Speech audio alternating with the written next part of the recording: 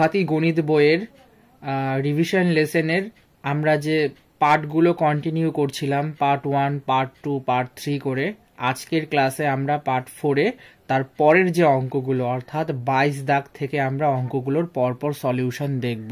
ভিডিওটাকে না টেনে একদম পরপর দেখো। যদি তোমরা পরপর দেখো তাহলে কি হবে, তোমরা অঙ্কগুলো প্রপারলি বুঝতে পারবে। আর যদি তোমরা টেনে দেখো, স্কিপ করে দেখো, তাহলে কি হবে, এমন একটা ইম্পর্টেন্ট কথা হয়তো আমি কোনো একটা অঙ্কের মাঝখানে বললাম, সেটা হয়তো তোমরা শুনতেই পারলে না, বুঝতেই পারলে না। সেই জন্য আমার রিকোয়েস্ট, মনোযোগ সহকারে ক্লাসটাকে দেখো। আশা করি ভালো লাগবে, অঙ্কগুলো তোমাদের ডাউটগুলো ক্লিয়ার হয়ে যাবে। দেখো 22 নম্বর অঙ্কটিতে বলে দিয়েছে দুটি সংখ্যার অনুপাত 3:4 এবং তাদের গসাগু 4 হলে সংখ্যা দুটির লসাগু কত হবে। ঠিক আছে বন্ধুরা, তো এখানে 4টি অপশন দেওয়া আছে। দেখো, option A 24, option B 36, option C 48 আর অপশন ডি 64। ঠিক, এবার আমি স্টেপ বাই স্টেপ তোমাদের অঙ্কটা বুঝিয়ে দিচ্ছি। যেহেতু দুটি সংখ্যার অনুপাত 3:4 এবং তাদের গসাগু 4, তাই আমি লিখছি যে দুটি সংখ্যার গসাগু 4, যেহেতু আমাদের এটা কোশ্চেনে বলে দেওয়া আছে। ধরে নিচ্ছি, যেহেতু আমরা ছোটবেলা থেকে শিখেছি যদি অনুপাত থাকে তাহলে সেটাকে আমাদেরকে অনুপাতটাকে সরাতে গেলে আমাদের একটা করে চলরাশি ধরে নিতে হয়। ধরে নিচ্ছি সংখ্যা দুটি 3x এবং 4x, যেটা আমি ইতিপূর্বেই বললাম যে ইষ্টু থাকলে, অনুপাত থাকলে আমাদেরকে একটা চলরাশি করে ধরে নিতে হয়। এবং গসাগু, তাহলে 3x আর 4x এর যদি গসাগু বার করি কত হয়, x। কিন্তু আমাদের কোশ্চেনে যেহেতু বলে দেওয়া আছে যে দুটি সংখ্যার অনুপাত 4, তাহলে এটা 3x 4x এটাও তো দুটো সংখ্যা, সুতরাং এই দুটো সংখ্যার গসাগু যদি x হয়, আর কোশ্চেনে যে বলে দিয়েছে দুটি সংখ্যার গসাগু 4, তাহলে দুটো সমান, সুতরাং আমরা বলতে পারি x = 4। তাহলে এবার একটা কাজ করব, আমরা 3x 4x দুটো সংখ্যা ধরে নিয়েছিলাম, এবার x এর ভ্যালুটাও আমরা জানি 4। তাহলে আমরা কি করছি, 3 এর সাথে 4 গুণ করলে কত পাচ্ছি, 12, আর 4-এর সাথে 4 গুণ করে কত পাচ্ছি, 16। এখন আমাদের কাজ হচ্ছে লসাগু বার করা, যেহেতু কোশ্চেনে বলেছে দুটি সংখ্যার লসাগু কত। এবার লসাগুর জন্য একটা ফর্মুলা আছে, একটি ফর্মুলা আছে, দুটি সংখ্যার গুণফল বাই গসাগু। তাহলে দুটো সংখ্যা কি আছে, লসাগু ইকুয়াল টু দুটি সংখ্যার গুণফল বাই গসাগু। এখানে আমি 12,16 লিখেছি, আর গসাগুর ক্ষেত্রেও 12,16 লিখেছি, তোমরা চাইলে এই দুটো নাও লিখতে পারো। এবার কি করব আমরা, দেখো 12 গুণিত 16 আছে, গসাগু যেহেতু আমাদের 4 বলে দেওয়া ছিল কোশ্চেনে, তাই গসাগুর পরিবর্তে আমরা 4 বসালাম। এবার তোমরা যদি এই ভগ্নাংশটাকে জাস্ট সিম্পলিফাই করো, দেখবে আনসার 48 আসবে। কি করে আসলো সেটা রাফ করে তোমাদের সাথে আমার আনসার ঠিক আছে কিনা আমায় কমেন্টে কিন্তু জানাবে। তাহলে আমরা কি পেলাম, দুটি সংখ্যার লসাগু কত পেলাম, 48। ঠিক আছে, option number C is the right answer. দেখে নেব বন্ধুরা 23 নম্বর কোশ্চেনটি। বলছে 605p সংখ্যাটিতে পি এর মান নিচের কোনটি হলে সংখ্যাটি 4 দ্বারা বিভাজ্য হবে। অপশন এ হচ্ছে 1, অপশন বি হচ্ছে 2, অপশন সি হচ্ছে 3, আর অপশন ডি হচ্ছে 5। এইবার একটা কথা আমি তোমাদেরকে বলবো, তোমাদের সুবিধার জন্য আমি এখানে একটা নোট দিয়ে দিয়েছি, মানে স্টার করে। এই লাইনটা তোমাদেরকে বোঝাচ্ছি আমি, কারণ একটা কথা মনে রাখবে, একটা সংখ্যা যদি 4 দ্বারা বিভাজ্য হতে হয় তাহলে তার শেষ দুটো সংখ্যা কিন্তু 4 দ্বারা বিভাজ্য হতে হবে। তাহলে কি বলছি দেখে না বন্ধুরা, একটি সংখ্যা 4 দ্বারা বিভাজ্য হতে হলে তার শেষ দুটি অঙ্কের সংখ্যা 4 দ্বারা বিভাজ্য হতে হবে। অর্থাৎ এখানে 5pটাকেও কিন্তু 4 দ্বারা বিভাজ্য হতে হবে, তাহলে পুরো সংখ্যাটাই 4 দ্বারা বিভাজ্য হবে। এখানে সংখ্যাটা কি হলো, সংখ্যাটা হচ্ছে 605p। তাহলে এবং শেষ দুটি অঙ্ক হবে কত, 5p লিখলাম আমরা।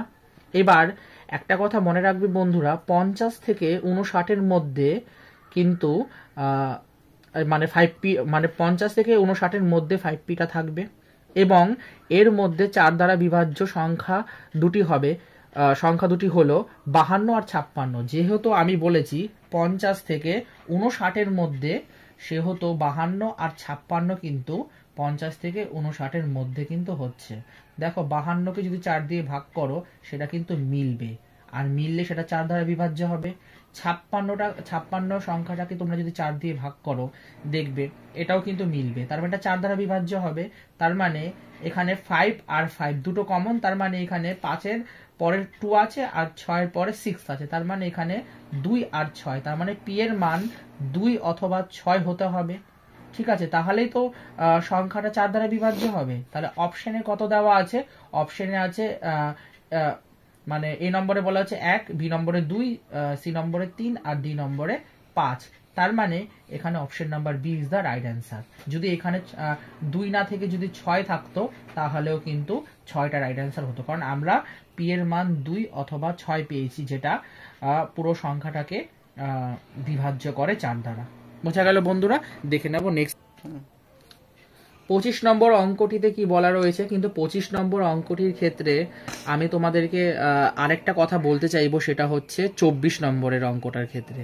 এখন প্রশ্ন হচ্ছে 22 দাগ থেকে যেহেতু পরপর অঙ্কগুলো করাচ্ছি, তাহলে 24 দাগের অঙ্কটা কোথায় গেল? আমি এর ইতিপূর্বে বা এর মধ্যেই কিন্তু আমি আমার চ্যানেলে কিন্তু 24 নম্বরের অঙ্কটি শর্ট ভিডিওর মাধ্যমে কিন্তু চ্যানেলে কিন্তু পাবলিশ করে দিয়েছি। তোমরা চাইলে সে অঙ্কটাকে দেখে নিতে পারো, এবং আমি সেখানে লাইভ পুরো ক্লাসে করিয়ে দিয়েছি অঙ্কটাকে। আর সেই শর্ট ভিডিওতে কিন্তু যথেষ্ট স্টেপ বাই স্টেপ এক্সপ্লেনেশন করা ছিল অঙ্কটা। ঠিক আছে, যদি তারপরেও ওই শর্ট ভিডিও থেকে মনে হয় যে না অঙ্কতে ডাউট আছে, বোঝা যাচ্ছে না, তাহলে আমায় কমেন্ট করো, না হয় আমি নেক্সট ক্লাসে ওই অঙ্কটাকে আবার এক্সপ্লেন করে বুঝিয়ে দেবো। তাহলে দেখে নেবো বন্ধুরা 25 নম্বরের অঙ্কটি স্টেপ বাই স্টেপ সলিউশন। বলছে প্রতিদিন 2.5 টাকা করে জমালে 105 টাকা জমাতে কতদিন সময় লাগবে? অপশন এতে বলা আছে 30 দিন, অপশন বিতে বলা আছে 40 দিন, অপশন সিতে বলা হচ্ছে 42 দিন, অপশন ডিতে বলা হচ্ছে 45 দিন। এবার অঙ্কটা স্টেপ বাই স্টেপ সলিউশন দেখো। যেহেতু কোশ্চেনে আমাদের গিভেন দেওয়া আছে বা প্রদত্ত আছে কি প্রতিদিন 2.5 টাকা করে জমালে 105 টাকা জমাতে কতদিন সময় লাগবে, সেই দিন সংখ্যা বার করার একটা সূত্র হচ্ছে মোট টাকা বাই প্রতিদিন জমানো টাকা। তাহলে মোট টাকা কত বলে দেওয়া আছে? 105, ঠিক। আর প্রতিদিনে জমানো টাকা কত করে ছিল? 2.5 টাকা করে। ঠিক আছে, এবার এইটাকে যদি আমরা ভাগ করি আমাদের আনসার কত হচ্ছে? 42 দিন।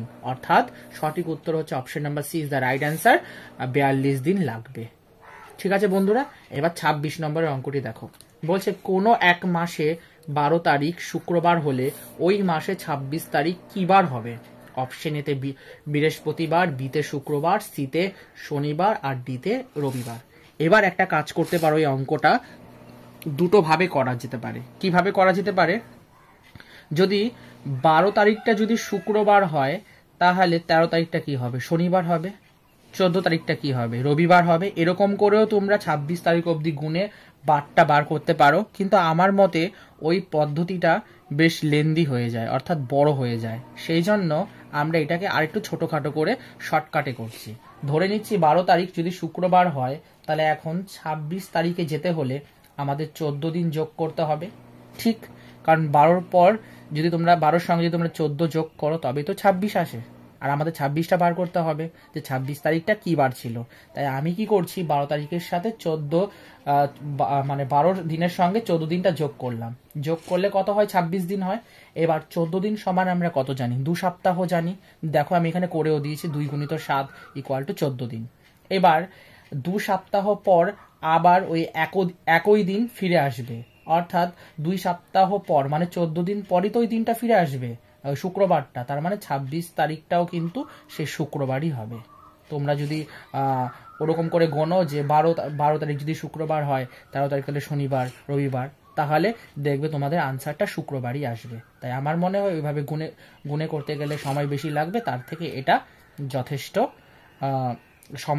সময়ও বাঁচাবে এবং অঙ্কটাও তোমার জন্য শর্টকাট হয়ে যাবে তোমাদের জন্য। ঠিক আছে বন্ধুরা, তাহলে আজকের এই ক্লাসে আমি এখানেই সমাপ্ত করছি। পরবর্তী ক্লাসে অর্থাৎ পরের ক্লাসে আমরা এর যে অঙ্কগুলো বাকি রইল 27 থেকে শুরু করে বাকি যে অঙ্কগুলো, সে অঙ্কগুলো নিয়ে আমরা স্টেপ বাই স্টেপ আলোচনা করব।